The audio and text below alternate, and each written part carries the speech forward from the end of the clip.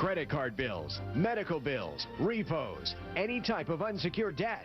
They made it so easy. Take back control of your life. Become completely debt-free in months. I'm finally debt-free. Before you decide, call now for a free informational catalog. Call 877-633-2806.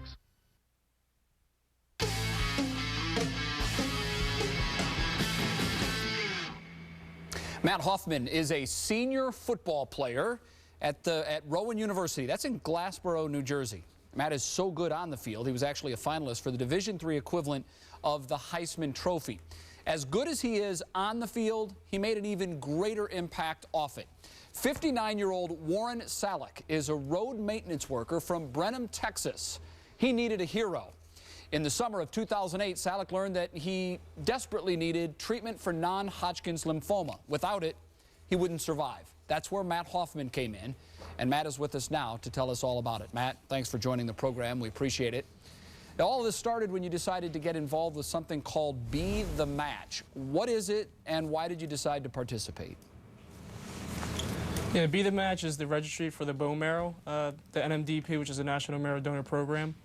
And Coach Accorsi, our head coach at Rowan, decided to start this whole drive because Coach Andy Talley from Villanova, had him in conjunction along with that. So he wanted to do a whole thing where the entire football team and anybody else we can sign up from the campus at Rowan and anybody else around who wanted to come sign up and be put into the registry. All right, now this is not just as easy as signing up and you're done. There's a testing process that you have to go through. Tell us what that involved and how it also impacted the final game of your junior season, I believe. Right. Yeah, for me, the first thing I had to do was do a blood test, which they took about 8 vials of blood to test it out and make sure I was a perfect match for DNA-wise.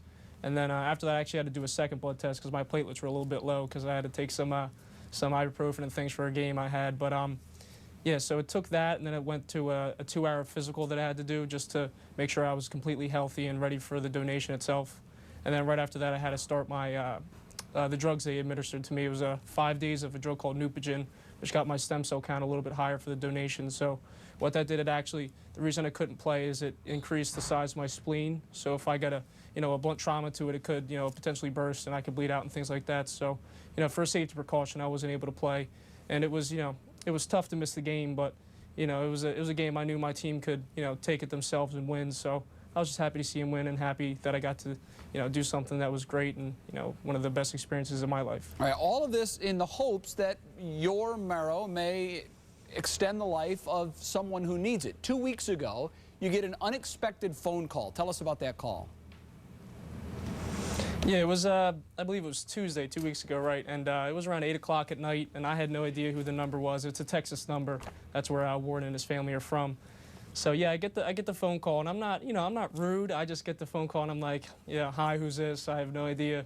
And then I hear he's like, hi, it's Warren. So immediately I walk out to my car because I don't want my roommates, Steve Haig and Mike, and to come and bother me. So I go out there, I talk to him and his wife Becky for an hour and a half, and we have a great conversation. We talk back and forth about the experience I had to go through, what they had to go through, and I talked to him. I realized I'm an Eagles fan, and I realized he's not a Dallas Cowboys fan. So I was pretty happy about that initially. But yeah, they're great people, and I got a chance to meet them at the Gagliardi Trophy banquet, and I talked to them the other night. They're just great people, and I want to extend my relationship with them. And they said that I'm part of their family already, which is, it's real nice to hear. So his situation was a dire situation. It was life-threatening, and your bone marrow saved his life. I'm wondering what impact that's had. I can imagine how it's impacted his life. What impact has that had on your life?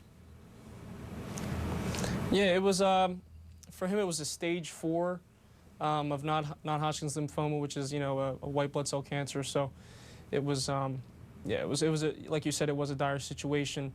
And, when I got the opportunity and I got the call that I was a match, I was going to do it right away. I knew that, if I was ever in a situation like this where I was, I needed something to donate, and they said, I have a football game, I don't want to, I don't know if I could ever, forgive that. But, since I had the opportunity, I went right for it. It's changed my life tremendously.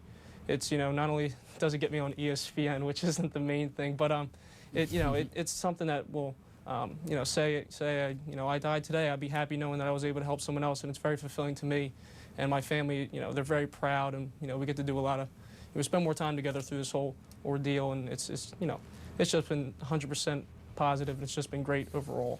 What have you learned about Warren, and what has Warren learned about you over the last couple of days?